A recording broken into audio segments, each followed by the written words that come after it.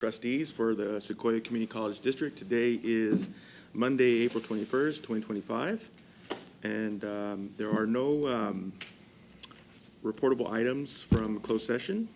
So we'll start off with the Pledge of Allegiance. I'd like to invite Trustee Nunes. Can you start? Sure. Ready? Salute. I pledge allegiance to the flag of the United States of America and to the republic for which it stands, one nation, under God, indivisible, with liberty and justice for all. I hope everyone had a nice spring break and a nice weekend. If you celebrated Easter, hope you guys had a nice Easter or spent some nice time with your family and friends. We'll start off with a public comment. Per board policy 2350, any person may address the board at this time either on agenda item or other matters of interest to the public that are within the subject matter jurisdiction of the board. A maximum of 5 minutes is allowed for each speaker, with a maximum of 15 minutes per item unless otherwise extended by the board.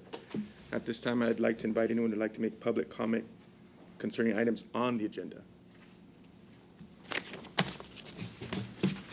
Thank you, Board President Macareno, Board Trustee members. I am here to present public comments for an item on the agenda. This is BP and AP 2340. I just want to provide a little bit of my own perspective on the language that is suggested to be added to both of the policy and procedure. In reflecting on the language that is being suggested, I do just want to present a view that the language implies that a member's request to add an item to the agenda is subject to the majority view of the board. Now, look, I understand, I teach democracy in my classes, understand about majority rules. But the problem with having a language that is suggested is that it gives the appearance of gatekeeping, particularly by the majority of the board. If the majority of the board don't agree with the request for the item that is being sought to be added to agenda, then the ability of the members who are accountable to their constituents and representing their interests and their views in what this board does is seriously compromised. In my opinion, a board member is no more important than any other member on the dais. If a board member asks for an item to be added to the agenda, that should be it, full stop. There should be no other consideration beyond, of course, determining whether the agenda item is some way, shape, or form connected to the strategic plans and master plan of the district. So I would respectfully request that the board reconsiders the language and think about what that language seeks to do, which is, again, in my opinion, limit a member's ability to represent the will of his or her constituency on matters before this body. That's it. Thank you.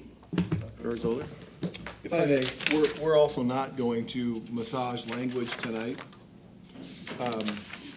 This was put on at the suggestion of Trustee Diaz, and on Jose Segala's suggestion, I copied exactly what the city of Tulare uses, almost verbatim. So I may owe you some royalty at the city of Tulare. This is exactly what they use. And if, in fact, the board has an interest in pursuing this, this will go right back into the COS sausage factory and go through Academic Senate, DGS for several months in the fall before it comes back to the board, just like we're looking at tonight. These first read and second read of board policies didn't just appear here for the board. They've been working their way through our process for 2 months. So Juan, you'll have your opportunity to state exactly what you said over a period of about 90 days before they come back here. I'd like to invite anyone else who would like to make public comment on items on the agenda. I'd like to invite anyone who would like to make public comment concerning items not on the agenda.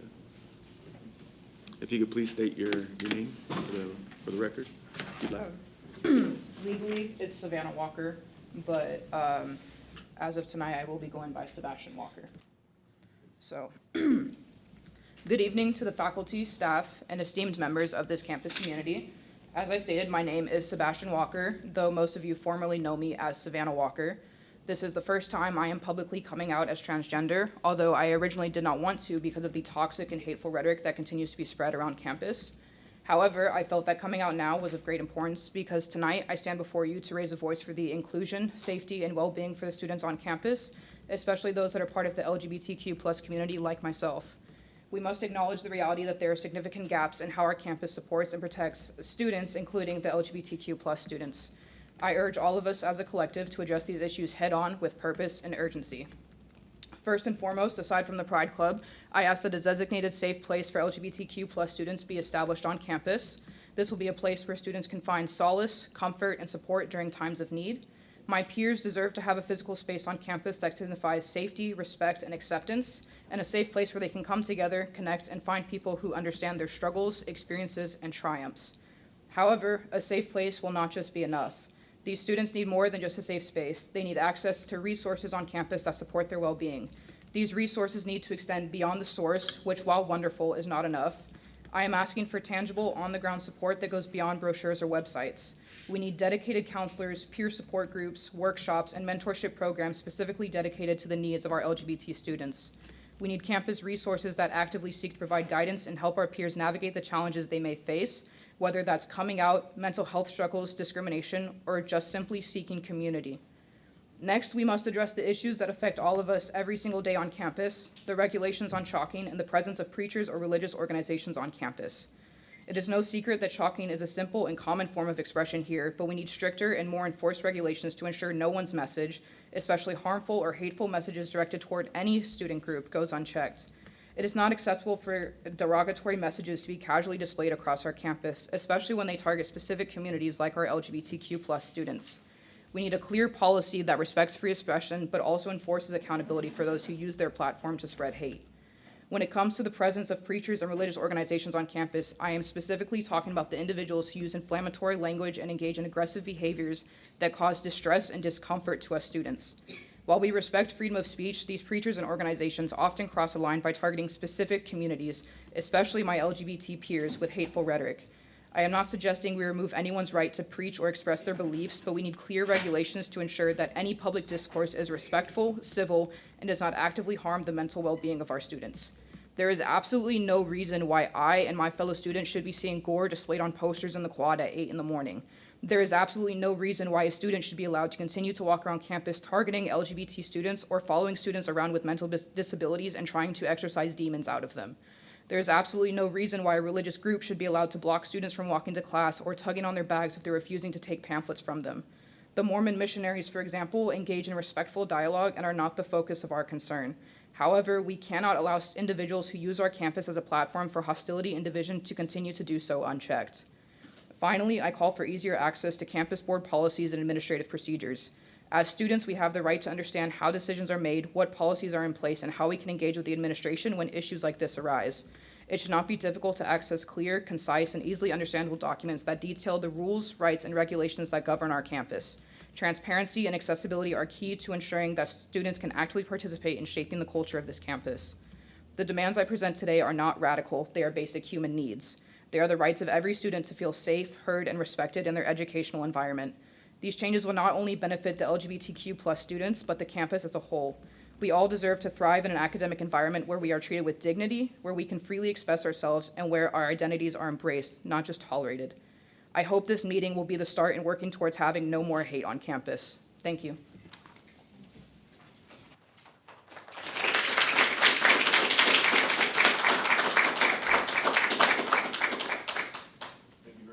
Anyone else like to make public comment concerning items not on the agenda?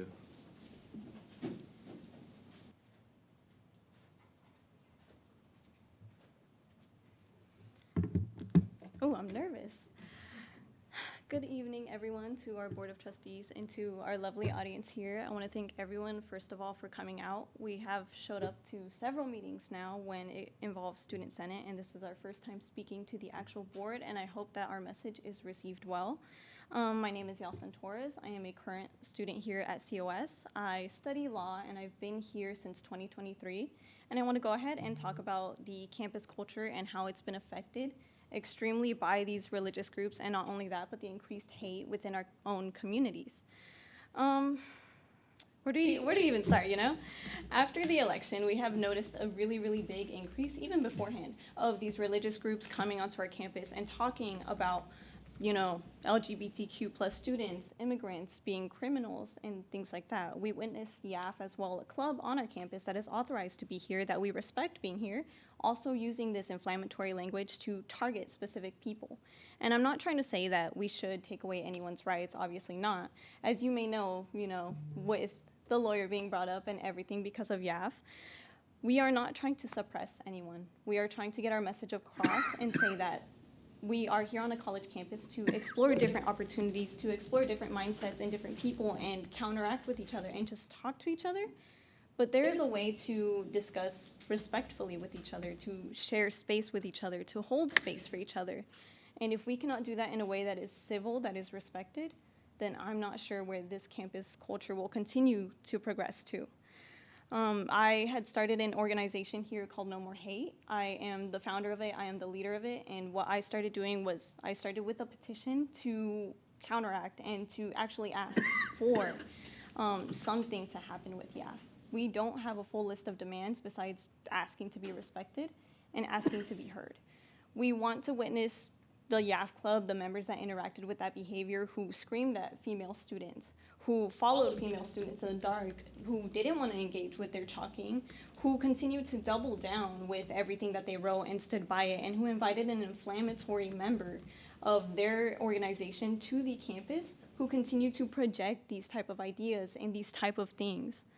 If you were at the meeting, and I'm sure many of you were not, but I went to that meeting, the things that were said are despicable. We need to do our research before we invite anyone onto this campus because it is a danger to everyone. When there is an injustice anywhere, it is a threat to justice everywhere. I am not asking for anyone at all to be silenced. We understand that we must uphold the Constitution, but we also must understand that it comes with respect, and sometimes you have to forfeit your rights to be able to enjoy a space. Take our local mall, for example. We are not allowed to carry firearms within that building. Is it suppressing our Second Amendment? No, it is not. Sometimes you do have to forfeit your rights to be able to interact with everyone and take part of the privilege that it is to be at College of the Sequoias. Many students don't feel safe here. I am one of them. I am not coming back this semester. This is my final semester here at COS because it is exhausting witnessing these things continue to happen. I am calling for the board to do something and to open up the chance for student surveys, for feedback, because unfortunately, many of you guys don't know what's going on because you don't see it on the ground. We're on the ground all the time. We do our research. We are very well researched in everything that's been going on. Talk to your students. Talk to your community. Get involved and figure out ways to fix this and to heal what's been broken. So many people love COS. I used to love COS. I loved coming here because of the culture. I gave up so many other opportunities at different schools and different colleges to come here because I knew that this local culture was where I wanted to be. I no longer feel that. If you want students to continue to come here and to feel safe and respected and heard, we must uplift each other and we must understand how this affects everyone, not just us. This reflects on you as well. This inaction, this inability to perform and to follow through with what COS stands for. COS is DEI. You know what DEI is? Diversity, equity, and inclusion. We must follow that. If you are going to preach that DEI is part of COS's curriculum and that it is part of the agenda, you open up the COS webpage, it is right there. COS is DEI. They're calling for the death of DEI, you know? We must uphold that. We uphold our Constitution, sure, we love our Constitution, but we must uphold each other's respect, our diversity that makes us who we are. So please, do something. We're asking for action. We're asking to be heard. We're asking for you guys to let us in so we can speak. It took forever for us to even get here. We had to wait until after spring break because we missed the last meeting. We've been going to Student Senate meetings. Ask them. I've been there. So please, just do something.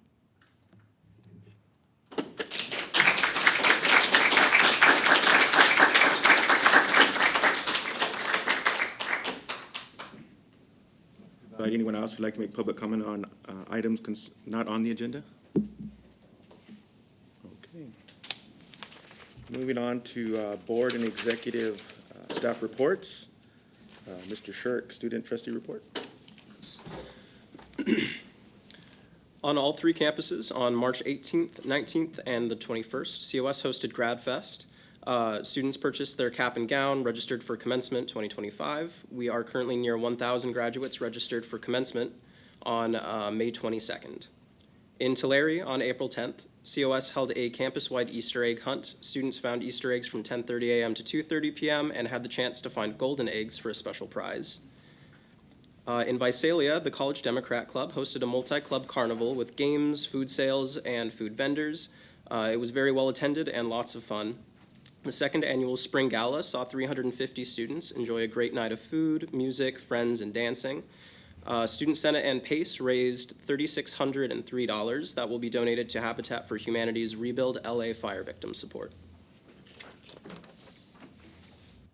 All for me. Did you say you had 1,000 students that want to walk this year? The last that it was reported to me, we are near 1,000 graduates registered for commencement. We have to have three, Not yet. okay. Soon. All right. Thank you for your report. Trustee Sherman, board member report. The only thing I would say is I'm looking forward to playing in the golf tournament this Friday. I know I have no idea how much money that it's raising for the athletic department, but I think it'll be the best year we've ever had because we have 4 major sponsors this year, and typically we only have 1. And so it's going to be huge for the COS athletic department. So looking forward to it. Thank you. Trustee Nunes? Yeah, I attended the COS Hall of Fame dinner. I believe that's within the scope of our last meeting, wasn't it? Kind of lost track. Tim, congratulations for a job well done. Robert Aguilar, posthumously inducted, unfortunately, and the 1987 ladies Giants basketball team was 35-0, and so most of them I think were there, and they were having a great time. I'll tell you that. Thank you very much. Trustee Lane? Nothing to add to that. I just wanted to just congratulate the MECHA for one amazing and successful conference they had over the course of, I believe, 3 days.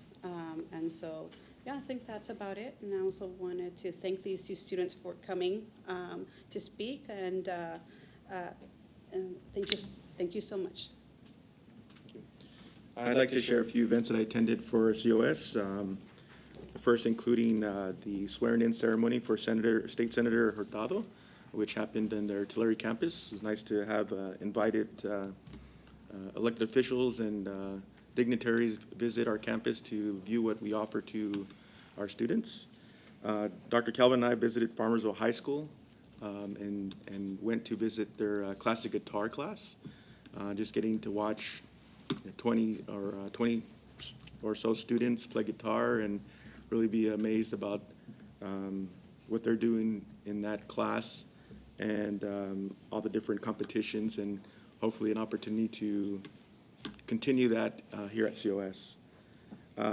Also wanted to recognize those that were involved with everything that took place to allow for our students to visit outside of our county.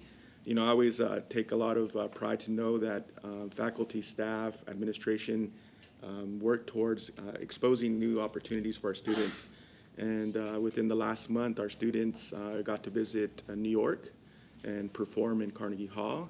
And I know that's just something easy that happens. There's a lot of people involved coordinating travel and food, accommodations, and so I do appreciate all the work that took place to be able to expose our students to things outside of Tulare County.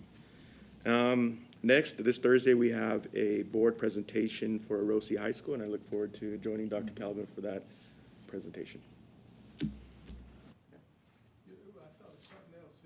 we all attended the joint meeting with the Visalia City Council and the Visalia Unified School District, and it was a good meeting. An opportunity for COS to share what's in the horizon for, again, new buildings, new services offered for this region, as well as Visalia Unified, and then the city of Visalia. So it was a great meeting. Thank you. Next, I'd like to invite Mr. Foster for a foundation report. Good evening, trustees. I wanted to share just a few things with you this evening. We have established all 8 fund committees now. We had our first meetings of our science fund and our business fund in March, and so we're really excited about having all 8 of those funds going.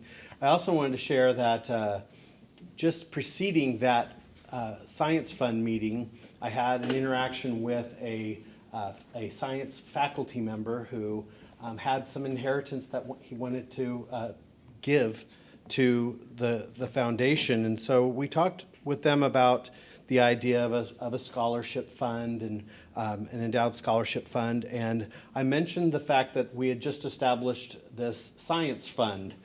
And that piqued this person's interest quite a bit. And ultimately, the idea of that person's gift in the name of their mother being the founding gift for the Science Fund was more attractive to do that.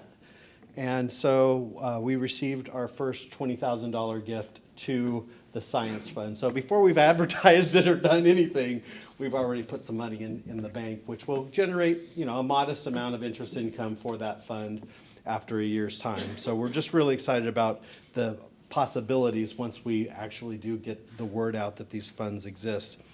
Thank you, Ken, for mentioning the Hall of Fame. We did have a wonderful time, and it was a good tribute to both our Dr. Robert Aguilar and our women's basketball team. It was a party. We had a great time. So thank you very much for participating in that. We also had another retiree excursion. So our COS retirees jumping on a bus and taking a road trip to Paso Robles. Some of them having never been to downtown Paso Robles, and some of them having never been to Tin City. So half the bus liked the Tin City part, half the bus liked the downtown, and we had a great time. Played bingo all the way there and all the way back. If any of you remember Debbie Douglas, a recent retiree from Student Activities and Affairs, she and a couple of our other retirees are just great hosts for that event. So I got to ride along and just sit back and watch and enjoy the fun. So it was a great Jim, time. I thought you were going to say half of them had never had the opportunity to drink wine, but I guess. Oh, that's no, not the case. no, I can assure you, most of them had that opportunity. But we had 36 registered guests at on that, so we had a pretty full bus. The other thing that I wanted to share with you is our upcoming events, and so you have a list in front of you, and so I will not belabor the time and place and everything, but I do want to make a couple of quick points. We had the Visalia CSF celebration. Tulare was a couple Tuesdays ago, and that went off great. Visalia CSF celebration is going to be record attendance. We have 80 tables of 8 going to be set up for this event at the Visalia Convention Center Exhibit Hall. It's the only place I'd fit it. And then we have the Visalia CSF celebration on the 24th. So we have a busy week this week. The President's Cup Golf Tournament is happening on Friday, and that's going to be a good time. We have just the right amount of teams to make it run fast, but also get the money we need. And thanks again for the additional sponsorships. I think we will have a record net from the event as well. Scholarship Night is coming on May 1st. That's a wonderful opportunity for us to present scholarships for those donors who wish to do so. And that's very elective on the part of the donor. They have an opportunity to meet their recipients, and then if they even choose to go further and go on stage and present those scholarships, they do that. $500,000, $600,000, what do you give? A little over $600,000 this year. Yes, sir.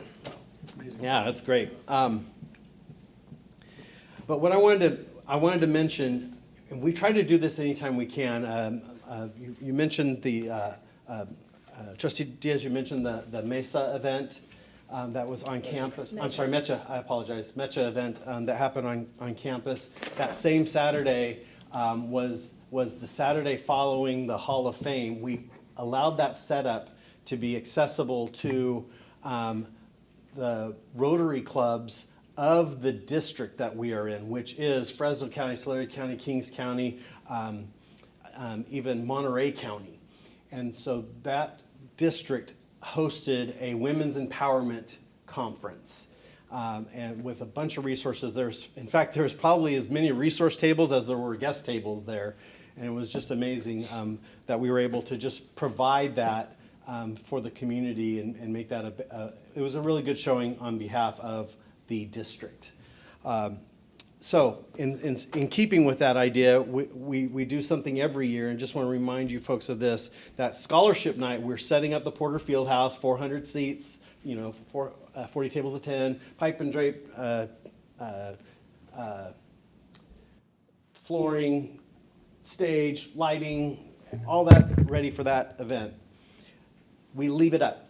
And then the subsequent events on this list, with the exception of the very last one, the equestrian event, are all events that are COS events that are taking place in the Porter Fieldhouse without having to bear any of that cost and time and work involved in setting up the Porter Fieldhouse. And it works great for athletics because the Porter Fieldhouse is a valuable asset to the athletics program. It was built for them.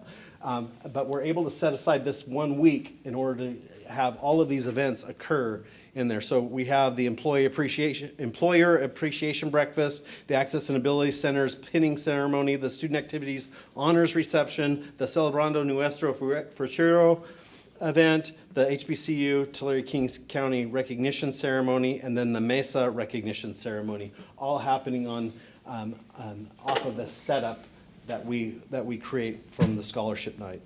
And then I just want to mention that out in the distance, but not too far, May 9th, we have the equestrian showcase dinner. They keep calling it different names. It's now, it's the showcase dinner. So you can go over there and watch the students participate in a horse show, showing some of their skill sets and talking through the different exercises that they go through in competition, and then have a nice dinner and dance. That's it. Questions for Mr. Foster? Thank you. Thank you. Next, I'd like to invite Dr. Lacerna for the accreditation report. Good evening, everybody. As you're aware, I think I shared last time, we had on March 18th was the review of our institutional self-evaluation report from our peer review team. And what's different for us this time is that we're going through what's called a formative summative review. So in the past, that many of you were here for the last time, we gave them our report, they came and visited us, and then we got a list of things to ask questions about, or during the meeting usually, like they're there and they're asking us a bunch of questions and we're trying to follow up and come up with evidence. The new format, the formative summative, they review our report, they met with Dr. Calvin and I, and they give us the responses then, questions, things like that, what they're gonna wanna follow up on. So when they come to visit us in September, it will be a very focused site visit, and they'll just be focusing on the 3 things that I'm going to present to you now. Jennifer, can I? Yes. That meeting with you and President Calvin took place about when? It was 2 days after their March 18th, so I think it was March 20th. Okay. They met, and then they met with us the next day, 2 days later. Yes. And so we just received this report, though, that I'm sharing with you, and so I added it late, thank you, Megan, to your board packet, and Megan's going to pull it up. So we just received this, and this is we had an idea from that meeting, but these are the final. So what I want to say is what these are called are core inquiries. And core inquiries can be they can be about different things. There's basically 3 things. It could be a commendation, meaning they see something that looks good and they want to add more they want to give you a commendation for it. It can be a recommendation for improvement. It's like, you guys are doing well, but you need to do a little bit more. or it can be a recommendation for compliance, which means you're out of compliance with one of the regulations or guidelines. So in the report, you can see that's our visiting team. On the next page, it talks about everything I just said. So I summarized all of that page and what I just said. And then if we go to the next page, Megan, this is the core inquiries. So we have 3 core inquiries. And the first one, actually, do you mind if we go from back to front? No. Start with page 5. So I want to start with core inquiry 3, because this one's pretty exciting. This is eager to review further documentation. So that kind of outlines to us that they want to give us some kind of accommodation. And this is regarding our program review, our institutional goals, our communication, our decision-making, and our planning. And this is the stuff you all know from many years ago that we weren't doing so great at, and for the past 16, 17 years, this is what we've been focused on, is really making sure our planning, our governments, our decision-making is outstanding. We're recognized as one of the best in the state, and that's what they want to find out more about when they come out. So we expect that with Core Inquiry 3, they will be giving us some type of commendation. And you can see the description, and then they have who they will want to interview. So they want to look at more information on things like our convocation and our dialogue days, our curriculum review. So the topics, there you go, Megan. How our program review and planning informs our resource allocation, and any types of innovation that we've done through these processes. So that is Core Inquiry 3, and we're very excited about that. So I'll stop there for a second. Good? Okay? All right, so go backwards, Megan, to the page before. Core Inquiry 2 is they want to learn more about how the institution ensures that employees are evaluated on a regular basis. And we just adopted a new program called NeoEd, and that program is tracking all of our classified staff and our management evaluations. Right now, we do the faculty evaluations are tracked, the full-time in my office and the part-time in human resources in Mr. Bratch's office. So they want to come and get more information on that. I honestly, from our conversation, think originally they really felt like us adopting NeoEd, we really are in about 95% done, like complete, done right away with our classified staff and our management evaluations. So they want to see how that's functioning. And I think they want to ask us some questions about if we plan to move our full-time and our part-time faculty into that same program. So that's what they're going to come and ask us some more questions about. If you scroll down to topics, they want to look at the regular evaluation and the status of our transition to NeoEd. At this point, we weren't able to provide them with a screenshot report because we were still moving things into the program, but by the time they get here, we'll be able to show them everything's been fully implemented. And they'll be wanting to, if you look at the interviews, they'll be wanting to interview folks who are dealing with those employee evaluations. So for these, the employees that are on NeoEd are non-academic or currently? It's currently all of our classified staff and our managers are in NeoEd now. All of the evaluations are done in NeoEd, and that really just started this year. So we don't have full reporting capacity yet. Faculty, full-time faculty, we do an internal tracking through Human Resources and my office, and part-time faculty are done through Human Resources right now. It's maybe a next step to get those into NeoEd, but they're very complex with multiple parts, and that software may not be able to accommodate those types of evaluations. Mr. Sherman. That was my question, because you said they're going to ask you if you're going to include. Yeah. So we're going to have to talk to them about it because it's really complex, those evaluations for this system. Okay, so then we'll move up to Core Inquiry 1, and we really, this is not a surprise to us. We expected that we would, based on our initial review, this is about regular and substantive interaction between students and instructors in distance ed courses. So if you can go down to the description, Megan, this is a policy on distance education, and what we were required to do is send a random sample. So Dr. Ozturk's office generated a random sample. I don't even know who it was. And those 15 courses were given to the team, and they reviewed them on March 18th, and they were looking for regular and substantive interaction between students and instructors. The law is 100%. If you do not have regular contact in a distance ed class, an online class between the instructor and the student, it's against the law, because then it becomes a correspondence course, and we can't get funding or federal financial aid for that. So the law, federal law, is you have to have that regular contact. When the ACCJC comes to look at our classes, they want an 85% compliance. So what happened is they reviewed our 15 courses and they did not get 85% compliance. We don't know what percent we found. We don't know which classes weren't in compliance, but it is something we have been working on nonstop for the past 2 years. We hired a new distance ed coordinator.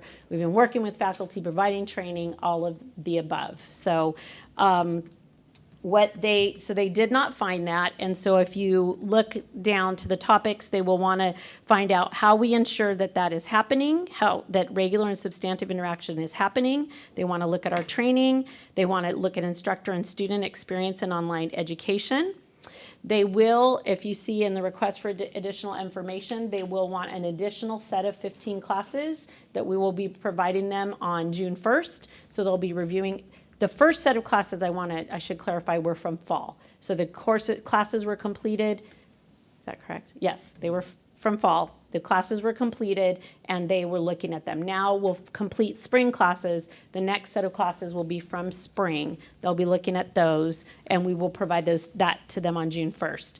And then when they get here, if you look at who they're going to want to meet with our faculty who are teaching online, our deans who have online classes in their areas, coordinators, and other members of the college community, as well as students who are in online classes, and they're going to want to talk to different groups of people.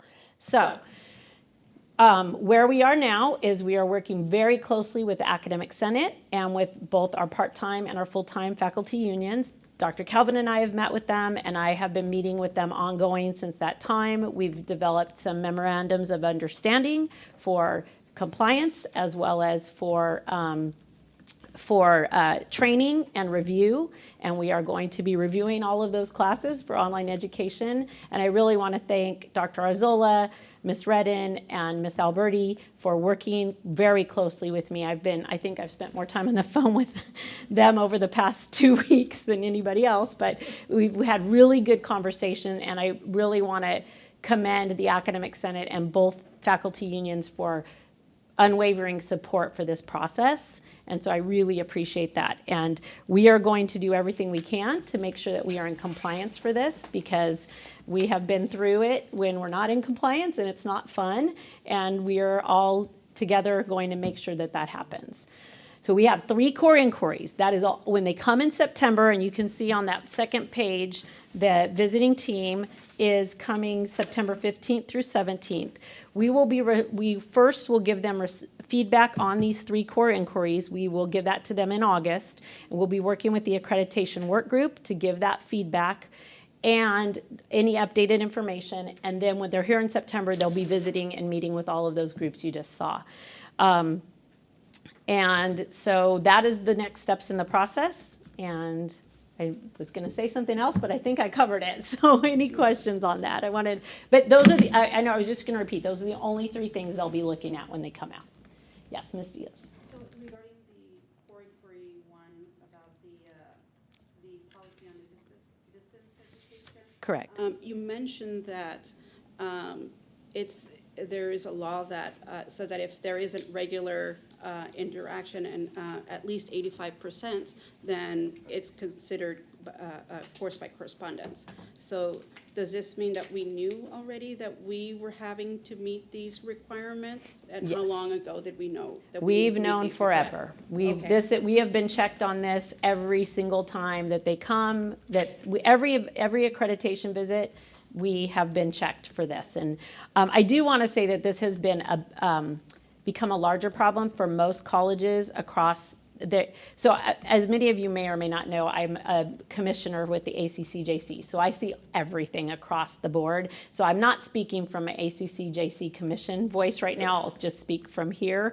But three things that colleges have been getting on sanctions for or getting recommendations for over the past several years is board relations, that their boards don't function well. We don't have that problem, which is wonderful.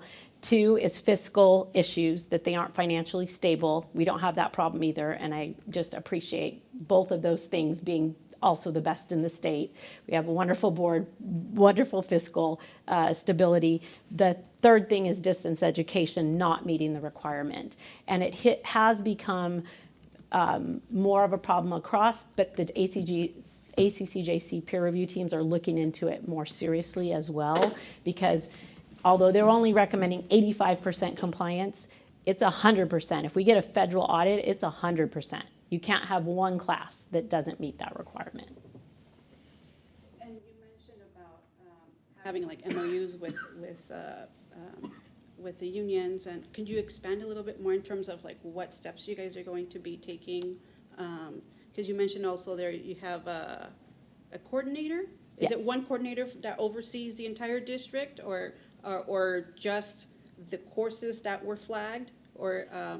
I'm trying to get just a better So understanding. we have one distance education coordinator, and to go back to the original part, the other part of your question, yes, we have been providing information, training. She does emails, trainings.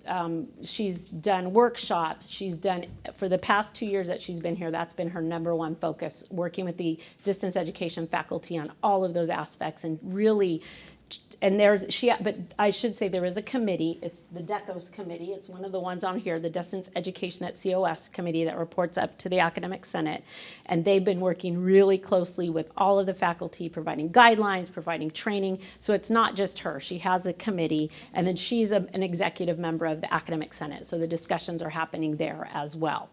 So all of that, we have been doing everything we can as far as training, support, those kinds of things.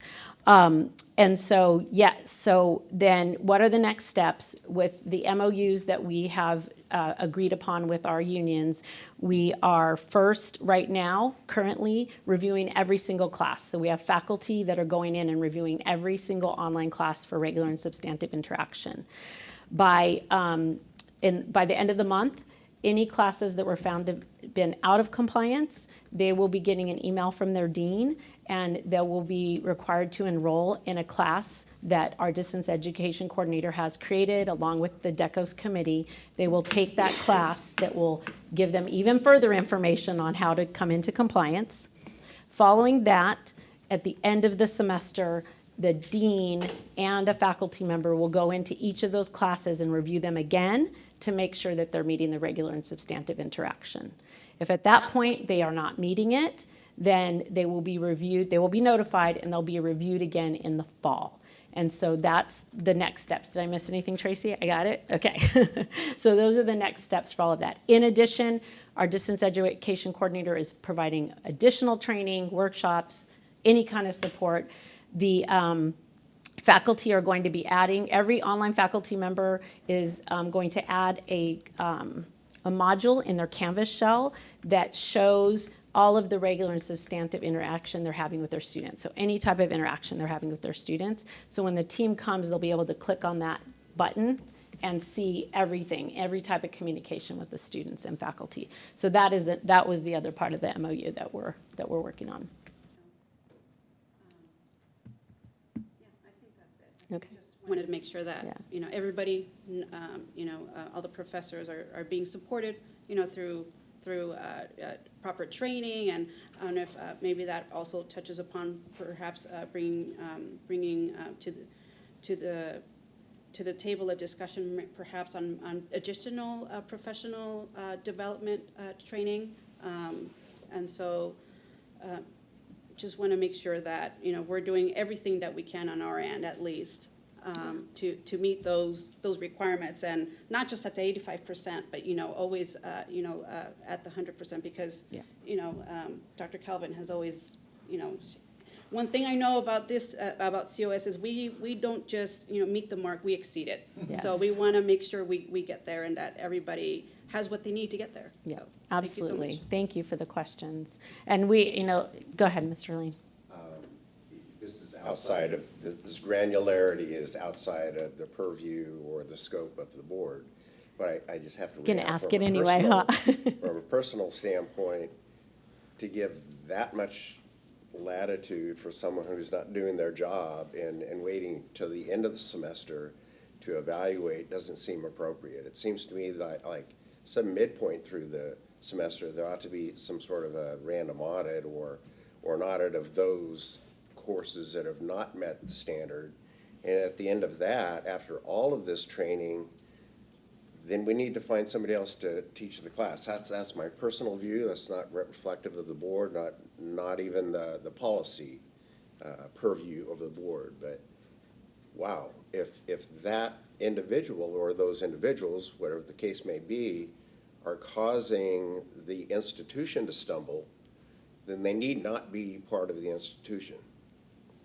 So there's my 2 cents.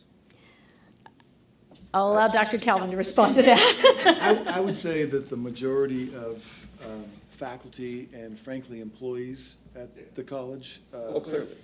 feel the exact same way.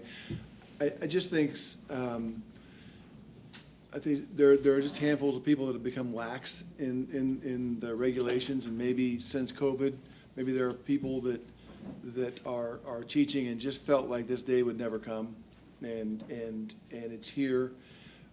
Again, with the assistance of the Academic Senate and both of our teachers' unions, I think we'll be able to right this ship, and I don't think we'll have those same issues going forward, because this certainly didn't surprise anybody.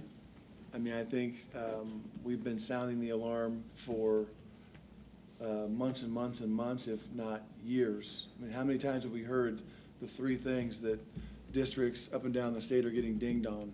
Those things: board stability, fiscal stability, and RSI, over and over and over again. So it was, I think, a little frustrating and disappointing to all of us that have been sounding that alarm. And we just need to get better in this area. That we just need to get better in this area, because obviously we do want to continue to offer online classes, and ultimately that's kind of what's at stake here. That's just really what's at stake here. Our ability to offer online classes. And so I think we'll get it right. I think we've got faculty leaders in alignment, and we'll get it done. But I think your views are shared by nearly everyone. Questions for Dr. Lucerna? Good report. Thank you. It was very detailed, but thank you all very much. Thank you very much. That's the longest report you've had. I was just thinking the same thing. Oh, shall we pause for a moment? Sure.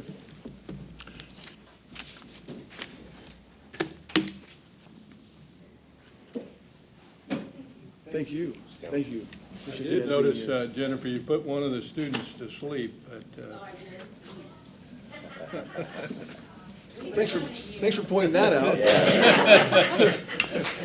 Maybe next time you do that, we'll call you wake me out. up, yeah. Next, Dr. Calvin, Superintendent, President's Report. Thank you, President Macareno.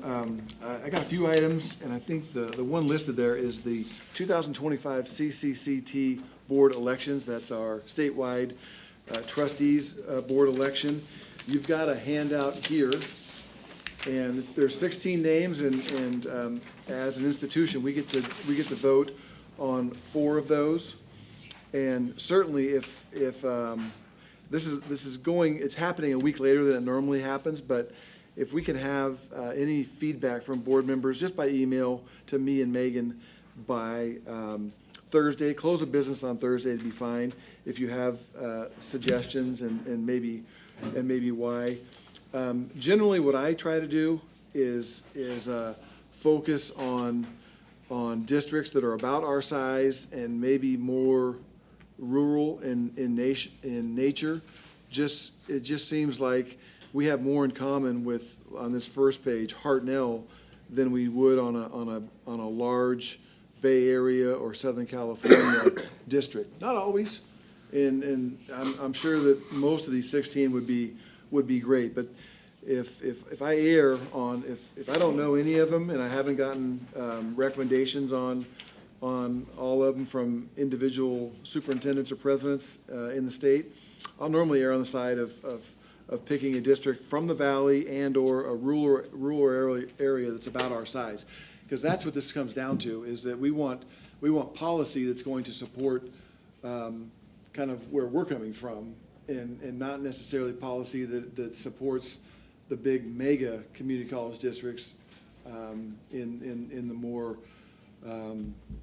metropolitan areas. So again, review these. If you know any of these and you want to make a suggestion, then please send it my way. We'll be voting probably lunchtime on Friday, but we'll need some time to kind of move things around if I have more than 4 recommendations come in.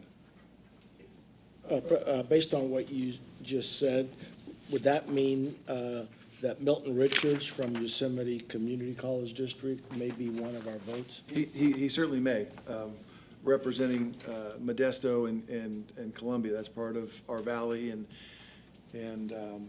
you know, as an example, a lot of the valley institutions aren't having the same issue with enrollment that some of our sister colleges, maybe in the metropolitan areas.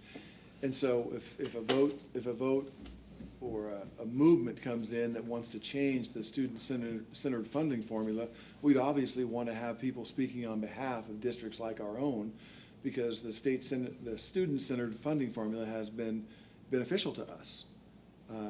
So these things like that. So yes, Modesto, Columbia or the Yosemite, which encompasses Modesto and Columbia colleges, would certainly be a candidate. I met Trustee Richards. He's a pretty outgoing person, so I think he would represent smaller communities very well. And assuming that time availability, you check with maybe the superintendents where they're serving, or just to make sure there is not a wild card in there? Yeah, I don't know that I've gone to that. I kind of trust that I mean, any trustee that we've ever had has come to me, and we've worked through those issues before they get on the ballot. So I'd put that trust in you know, their own superintendent that they got on the ballot. I think it requires that the superintendent validate it. Yeah. Is that correct? Yes. Yeah, the superintendent needs to write a letter of recommendation and say exactly what you just said, committed to the work at hand. Okay, the second thing, and Janet, I'm sorry if I'm going to steal your thunder here. Janet's probably going to throw her shoe at me right now, and maybe she can elaborate. But I just wanted to congratulate our own Katie Kane, who was named the statewide CSEA Member of the Year.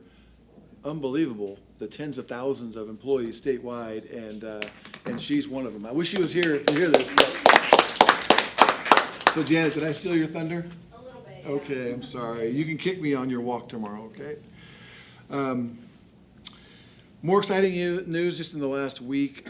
Our women's tennis team locked up a conference championship and went all the way to the state Final Four, finished 17-1, much like our women's basketball team did. They finished 31-1, and their ride ended in the state Final Four as well. So congratulations to women's tennis. The softball team is still playing, starting the state playoffs here this week, but they also won the Central Valley Conference for the second year in a row, doing an outstanding job. And then I was up in Clovis over the weekend, 3-day Central Valley Conference event for the men and women's swim and dive teams, and we took home all the gold from that. Our teams won again. We have a fabulous swim and dive program led by Ali Briano, and they took home the championship again on both sides, men and women, swim and dive. So congratulations to them. Many of them are going on to the state meet as well. And then earlier today, it was mentioned about, I think, Raymond, maybe you brought it up, our chamber singers took a contingent of, I want to say, over 40 students to New York City and performed 4 numbers at Carnegie Hall. I was able to be in the music building for a kind of a run-through practice just before they took their charter bus to the airport, and it was fabulous. And then after the show, Mr. Sorber got this incredible note from the government relations associate at Carnegie Hall. Her name is, or his name is Zane Cawthon, and he says, "Dear John, I just want to reiterate that I've had the immense privilege of helping the House Management Office with many collegiate choir concerts in my time here. I wanted to congratulate you and the College of the Sequoias Chamber Singers on a phenomenal performance last night. Without a doubt, your ensemble is the best collegiate choir I've heard since I joined the Carnegie Hall team.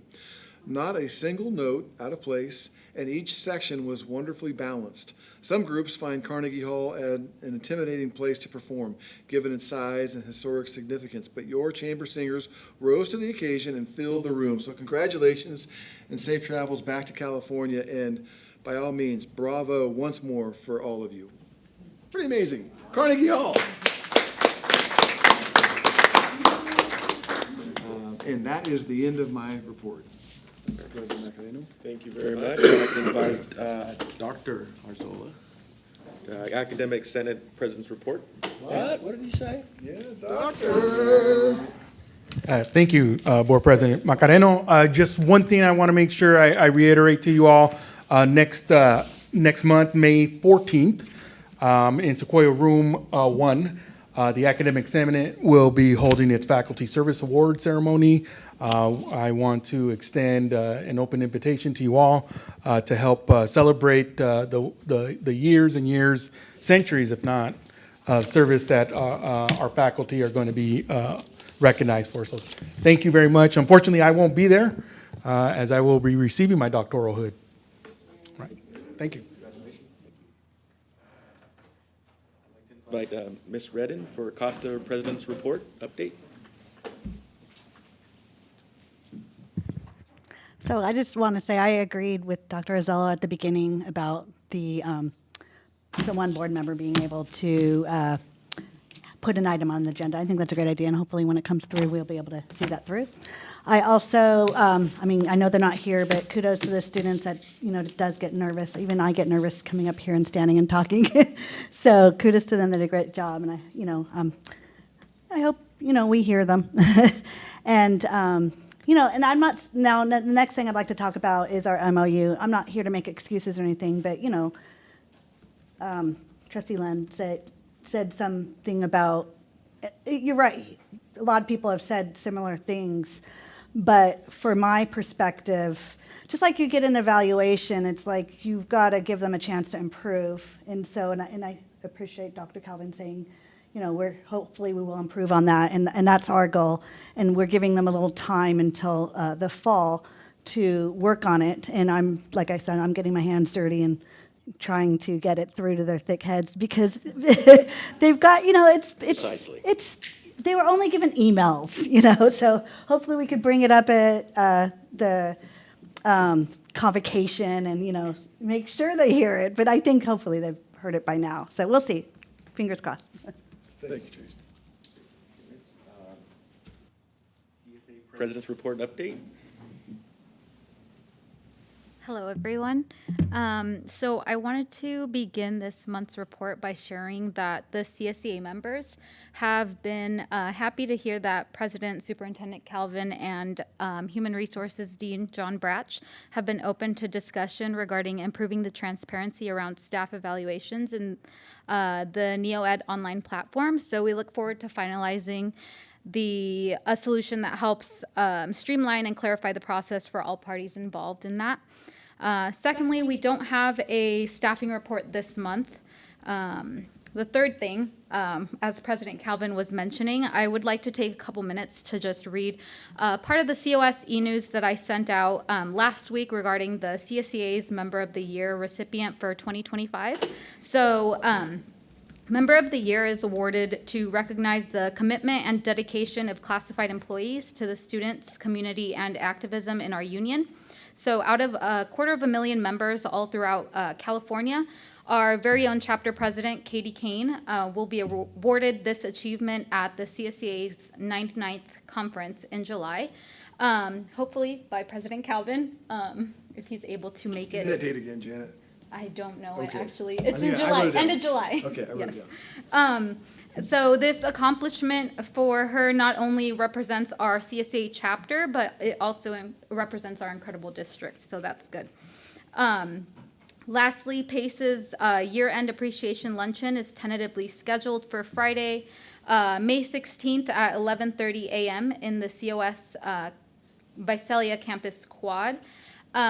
For this year's theme lunch, the PACE committee invites you to join them for one short day in the Emerald City to experience the magic of the Wicked universe. So dress in your Emerald City best, all green preferably, and join us for tacos, desserts, and beverages as we celebrate the winners of the Giant of the Year awards.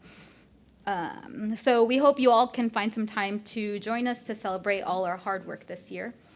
And that's the end of my report. Thank you. Thank you, Janet. COSAFA President's Report Update, Ms. Alberti. No? Okay. Moving on to information, item 8, procedures for board members requesting board agenda items. Dr. Kelvin. Thank you, President Macareno. Heard a little bit about this in public comments. So what I did after our last board meeting was went to the city of Tulare, because I know that they do this, and I basically took it almost verbatim. I summarized for the AP and the BP, I summarized what they had, but I put most of those finer tuned items in the request form, specifically that Tulare had no more than 10 items, and we've done no more than 5 items. If there's more than 5, it'd be limited to 1 each per board member and some of that. Again, we're not here, I don't think, to massage the language. It's more just to kind of give me an idea about if this is something we're not going to vote. I just wanted to kind of take the temperature, because it sounded like at the last board meeting there was support for bringing something like this back. I would, just so you guys are aware of the process, I would take this and introduce it into our BP AP cycle. My guess is it would go in the fall, right? That's where we're at right now. It goes into the fall. There's about a 90-day turnaround. Is that fair? Because I think everybody looks at it for 60 days. Arzola is the worst culprit. And then it ends up coming here.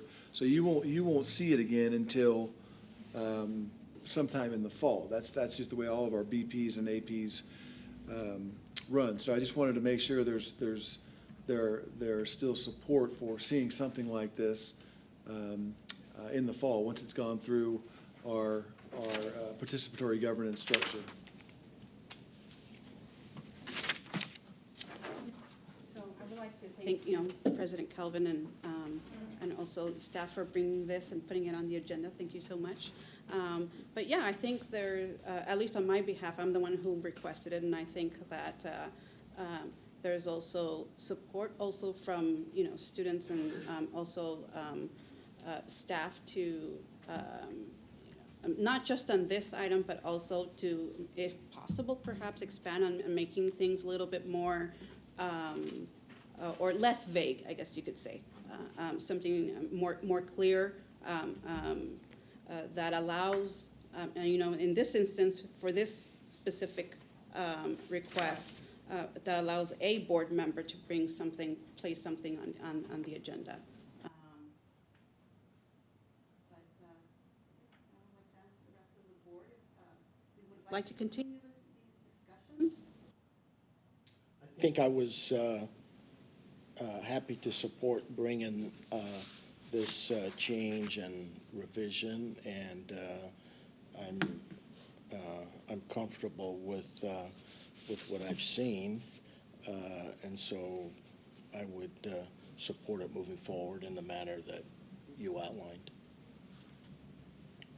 The only comment I wanted to make, and I made it at the last meeting, is I feel that, I think Dr. Arzola, you said, trustees individually don't have any greater authority than a public person, a member of the public.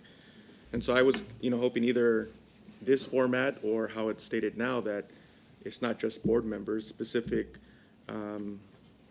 rules, I guess, or policies for board members, that it's board members and members of the public, or vice versa. Either this is required from board members and members of the public, or it go back to how it's stated now in that format for both the public and board members. So that's the only comment I wanted to make.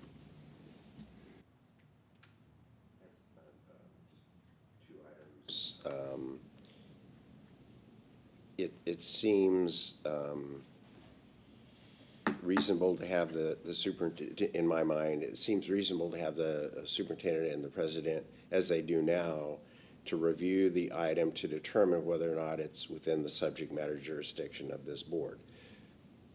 And to me, that's almost where it starts and stops. I mean, whether or not you like it, whether or not you, I mean, that's not even part of the rubric, right? It's just, is that part of our house of cards?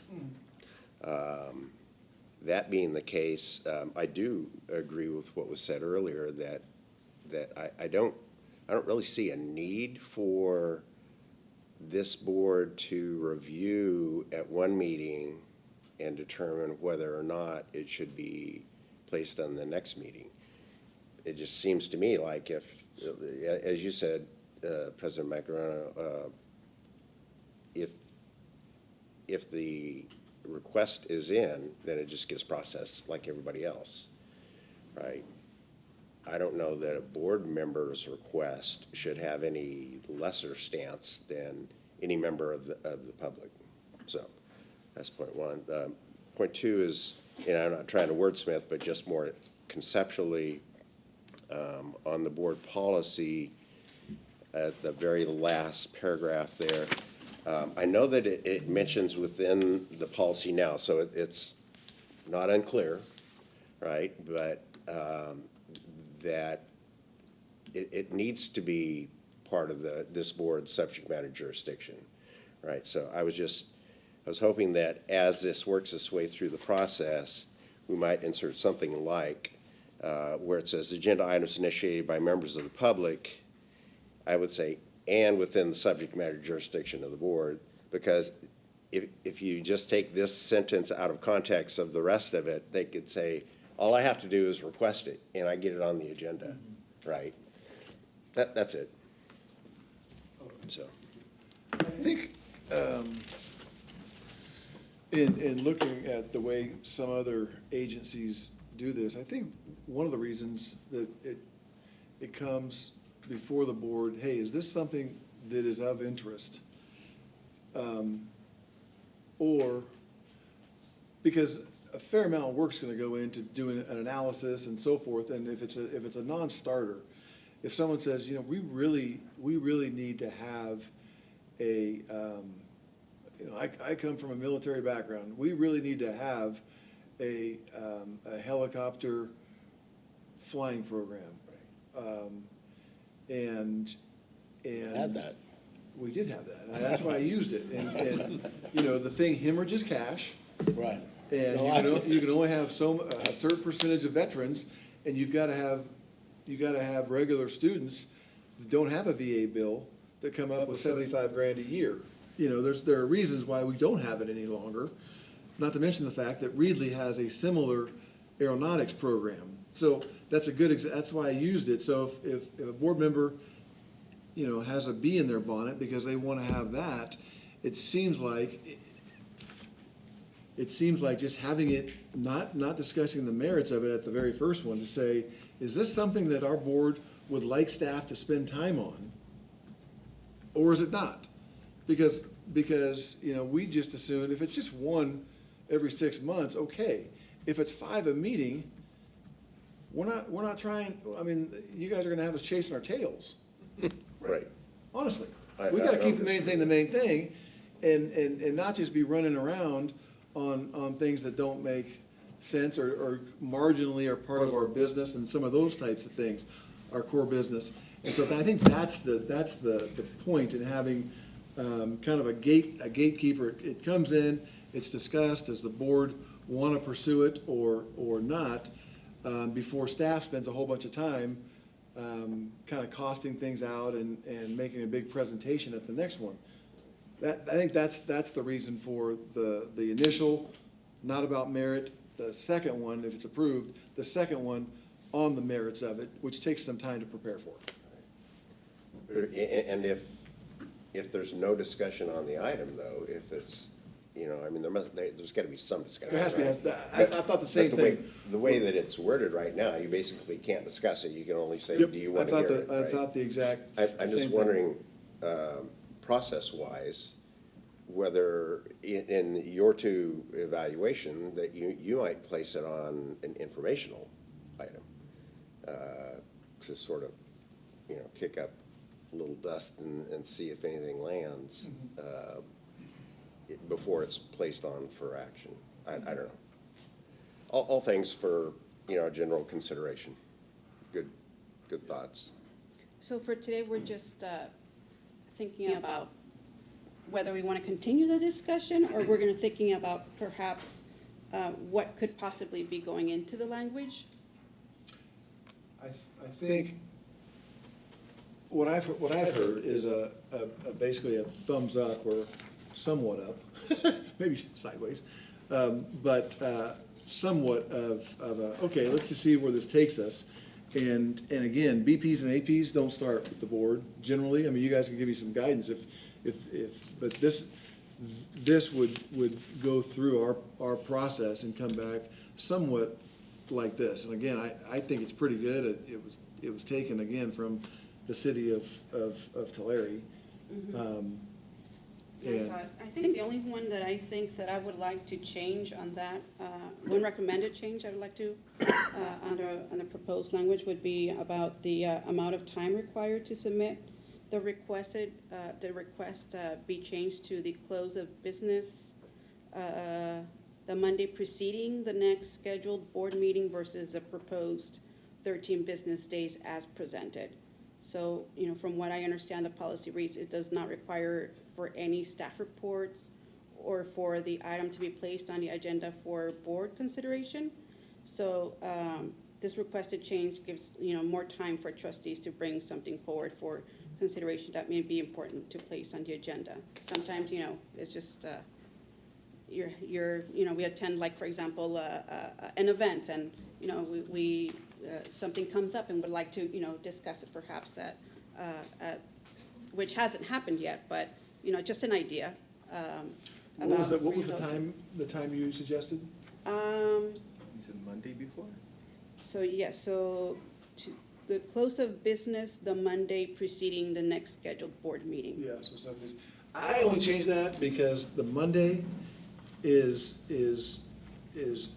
when I meet with the board president to go over the agenda, the Monday before. And so normally Megan, internally, the Tuesday or Wednesday before that, she's asking like our staff members to have things in place. So it's not quite 13, but it's probably 11 days or something like that. That's why I started with 13, just because she's getting agenda items from all over the place, and this would be one of them. And putting them together, so that when I go to meet with the board, I like to have it the Friday before our Monday meeting to go over the agenda is all. And so that, we were just working backwards from that. So, you know, if there's some more wiggle room between 7 days and 13, I think through this process, we'll be able to find it. So I don't object to on the premises of it so much as I was just working backwards from the work we have to do here to get it on there. And sometimes we meet in the AM and sometimes we meet in the afternoon, so.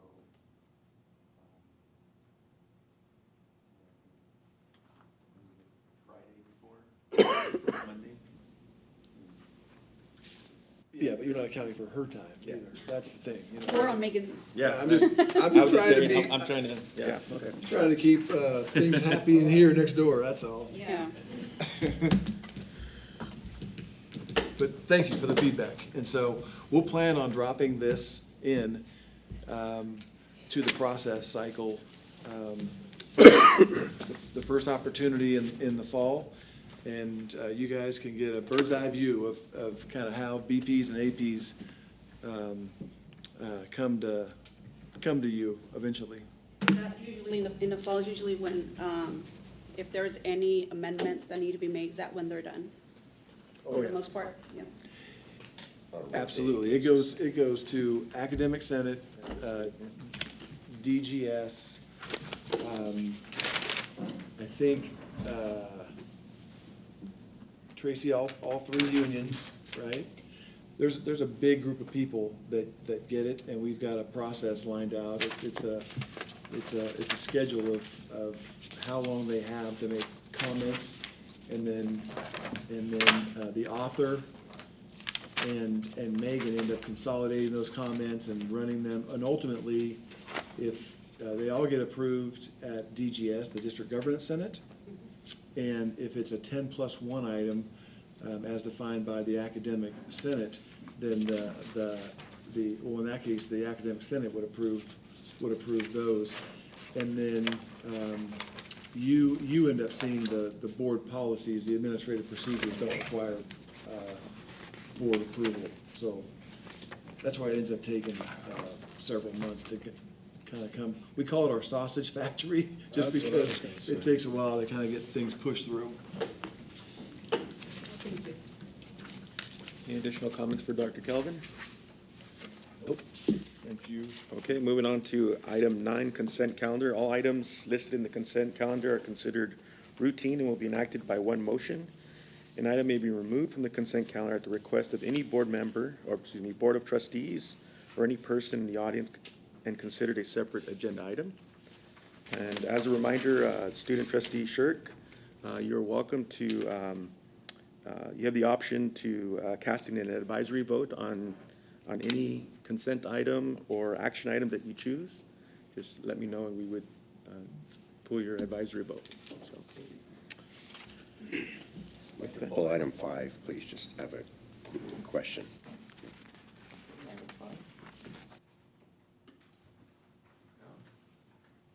Entertain a motion that excludes. It's not here, you're not gonna get an answer.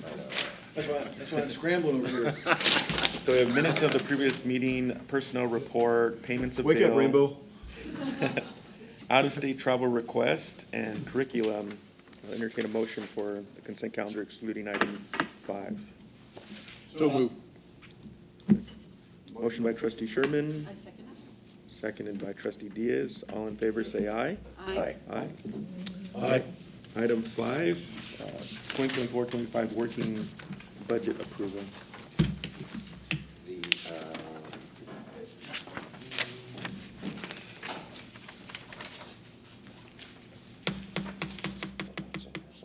has to do with banked leave, and there's a negative in there.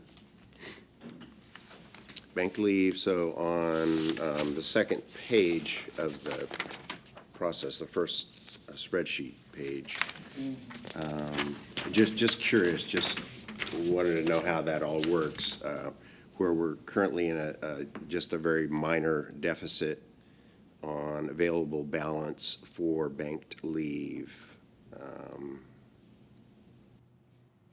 And I don't know how that reconciles itself. Do we just adjust that on the, right here? Where is he? Right. Right there. $2,800. I mean, it's not significant, but Just curious how we get that righted, or if that's common. I mean, it would imply that we had more leave taken than we anticipated. Not a problem, you know, but how do you make sure that? Temporary fund transfer, and it would be adjusted next month. Okay. And so we have discretionary funds, or we take it from some fund that is overfunded, that has the flexibility to be moved? Yeah, that was under the approved cash flow you can draw from. Okay, so, but this represents the full annual budget, right?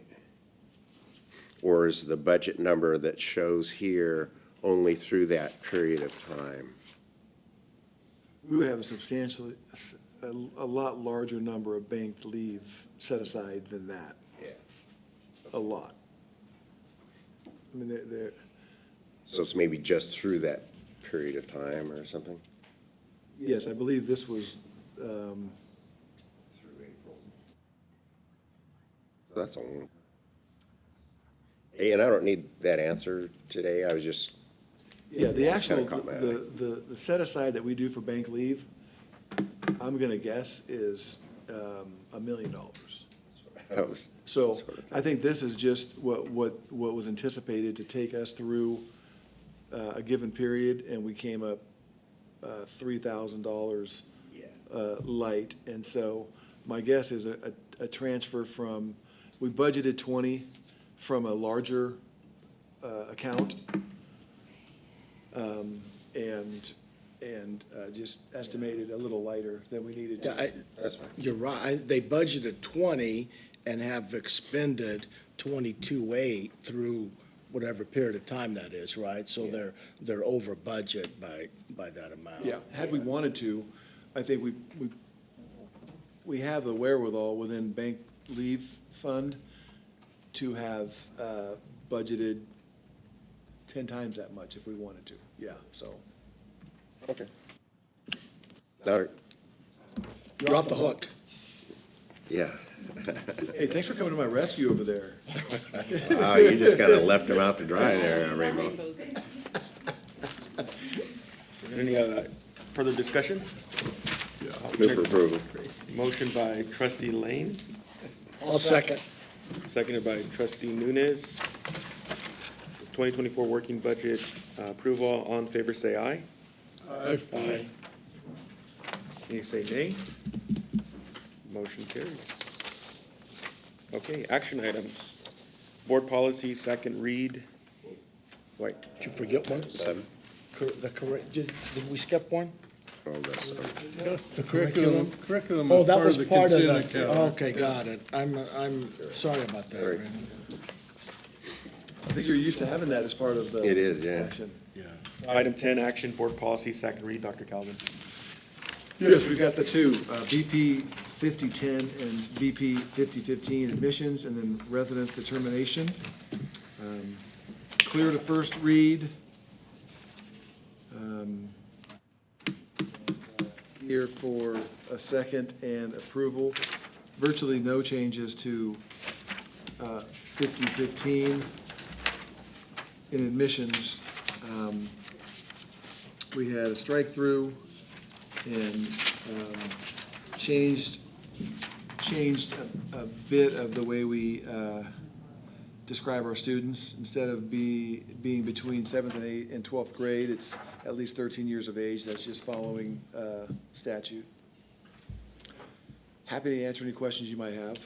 The only recommendation that I seem to always make is in the, just for consistency, the use of the word district, that the first use of the word district have the full Sequoia Community College District.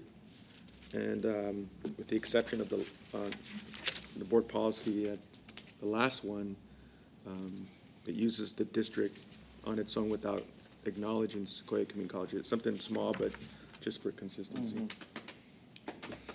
Another 5 years, we'll get them all done, man. They'll all be done. Yeah. Thank you, we'll make that change.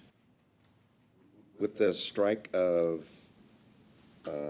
residency from 5010, is that because it's addressed in 5015? Because I mean, otherwise, in my mind, it's like, well, how do you determine who pays the non-resident fee? I mean, you know, where do we have that covered? Talked about this. that question last time, and I think someone responded yes. I don't remember what the, and that was the reason. Yeah, okay, fair, thank you. Any other questions or discussion?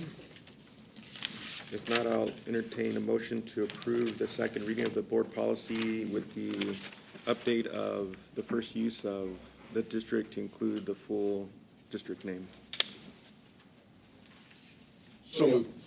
And I would second that. Motion by trustee Sherman, seconded by trustee Nunes. All in favor, say aye. Aye. Carries. Moving on to board policies, first read. Student transportation fees, student records and director information, open enrollment, enrollment priorities, attendance, accounting. Thank you. Staying in chapter 5, which is all student services. We're introducing these 5. They have been through the process I described earlier. And they're required to be reviewed on a regular basis. We happen to do it every 6 years, just takes us that long to get through all of them. That's fairly common. Not a lot of changes here, but happy to answer any questions you might have. Just a functional, operational part of 5032, student transportation fee. So it, you know, it implies that it allows the district to require students to pay the cost of reducing fares for services provided by common carriers or others. So is it the administrative policy that actually sets an amount? It is, well, the student activities and affairs initially ran a student referendum. And it was passed to support this, and it's been 13, 14 years. It's the exact same thing you'd find at Cal Poly or UC Santa Barbara. We worked with TCAG, and really all of the municipal and county providers to get this done. I worked on it personally, and it came about because we had 3 or 4 students in the Woodlake area that had great promise, but you'd only see them a time or two a week. So we got this thing pushed through. If you know Ted Smalley, ask him about this and give yourself an hour because he'll brag about it for a long time. So it was $10 for, at the time, it was $10 for a full-time student per semester, and a little bit less for part-timers, and that may have gone up a bit. And they're Time, $10? Or $10 a trip? Semester. They are still the same, it's 10 and 9. 10 and 9, 10 and 9 per semester. And that rate has been since 2010. And the same. Seems like it's almost not worth collecting because of the administrative overhead to process $10 or $20, On but every student? just, Every student pays Wow. it. Every student who gets the right that's true. fee. That's true. Or Yeah. PCA Every gets student, you're it's part of, right. no, it's part of their fees. Oh, it's part of, okay. It's part of their fees. So we're talking about 15,000 students Sure. a semester. Yeah. So it's 150,000, and basically, we're kind of a pass-through. In fact, we take that money, pass it on to TCAG, who passed it on to the providers, City of Tulare, County of Tulare, City of Visalia, Kings County. I mean, you can start in Tulare, take a bus here, take a bus out to Hanford and then take the Hanford bus, cart bus to Fresno and back. And every student has that ability, and they pay $10 every semester. It's a heck of a thing for our students, and it pencils out okay. I think Rainbow, what do we subsidize it at this point? The district subsidizes it a little bit. I think we pay $1. $1 every enrollment. Yeah, so $1 per student. So we chip in, in that example, we probably chip in 15,000 for the fall and 15,000 for the spring. But it's a game changer. If you're living in Cutler, Rosie, Wood Lake, and you want to come to school and can't, it's a game changer. Based on, this discussion, actually, I would like to see perhaps maybe at a future board meeting, a discussion on the transportation as to like how we service students and, I know you mentioned it takes obviously time to do an analysis, obviously, in terms of, where it's being used most and who it impacts the most, obviously. But it would be, I would love to see it with the, if the rest of the board agrees.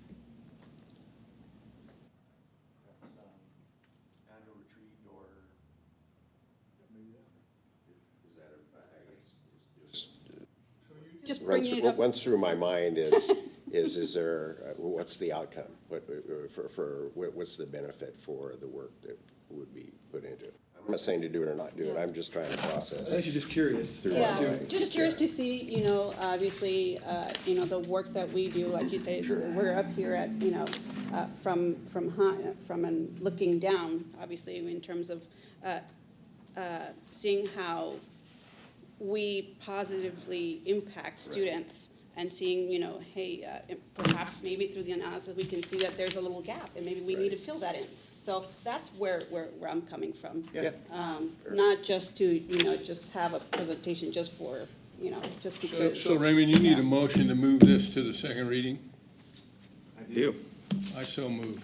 But, I want to just make that quick comment Okay. about, again, from the previous Tired increase of of the beating it world up. word district. To first start it with the name of the Sequoia Community College District. So I have a motion on the table from Trustee Sherman. I have a second. Second from Trustee Lane. All in favor say aye. Aye. All opposed say nay. Motion carries. All right, thank you everyone for being here today. It's always a pleasure. Again, I hope you guys had a nice break and look forward to finishing the year strong. Have a good rest of the day.